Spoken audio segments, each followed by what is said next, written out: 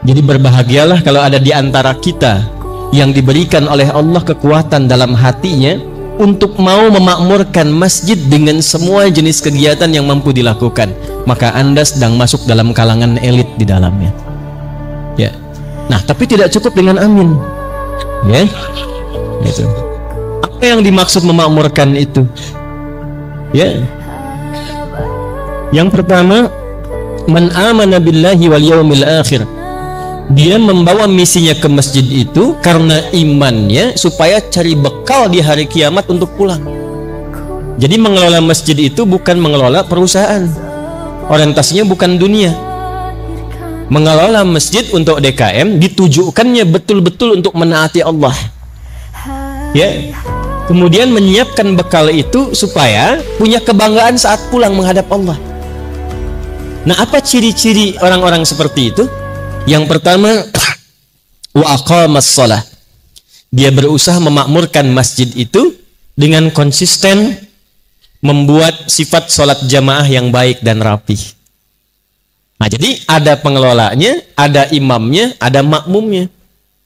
Bila nanti ada yang sholat di sini, DKM dapat bagiannya. Setiap orang sholat dapat pahala, ditransfer langsung itu. Itu hadisnya sahih. Ya, man sanna fil islami sunnatan hasanatan falahu ajruha mithla ajri man amila biha min ghairi an yankusa min ajriha syai'. Paham? Tidak.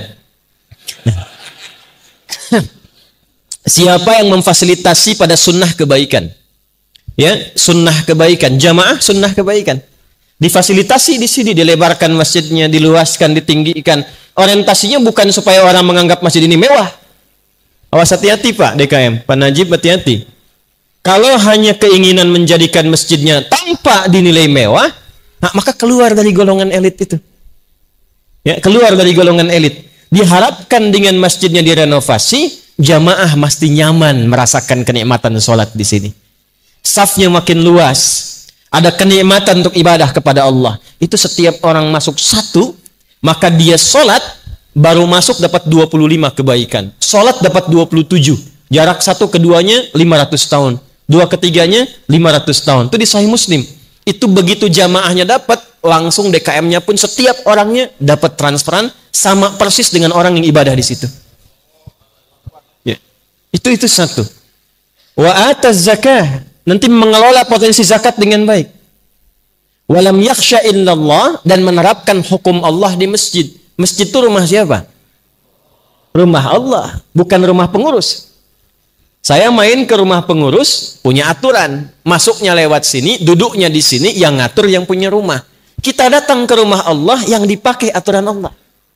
Karena itu kalau nanti sudah bagus, sudah rapi, yang pertama dipelajari oleh DKM, bukan membuat program, tapi belajar fikih masjid tentang aturan Allah di dalamnya. Ini penting saya sampaikan, sebab ini rahasia di antara kita ya. Ada 9 jenis setan yang berbahaya. Nanti kalau kita ke Palembang lagi, bikin kajian yang terukur, insya Allah nanti kita buat tema khusus, judulnya fikih setan. Supaya kenal. Antum kesini cuma tahu jalan yang mulus, tak tahu di situ ada lubang, terperosok. Nah, setan itu kan bahaya. Mesti kita kenali. Di antara 9 jenis setan itu, ada setan yang memang tugasnya berada di masjid. Dan yang pertama kali digoda bukan jamaah, tapi DKM masjid. Ingat itu. Kalau sekarang kompak Pak. Kompak jadi, bagus, sama-sama nyumbang. Nanti setelah jadi, masuk dia. Supaya dibikin pecah DKM-nya. Kalau jamaah satu bosan, yang lain datang. Tapi kalau DKM sudah nggak mau ke masjid, jamaah pun malas. Kenapa nggak ke sana? DKM-nya ribut melulu katanya. Padahal masjidnya bagus. Maka dari itu penting kita buat aturan-aturan itu supaya paham. Jangan takut dengan kas Pak, karena kan rumah Allah. Yang penting itu Allah kasih berapa, kemana dikeluarkan sesuai dengan aturan Allah. Ini penting saya pertajam dulu, karena sekarang ini baru kita masuk mendapati masjid sudah bagus. Dan dalam tahap penyempurnaan.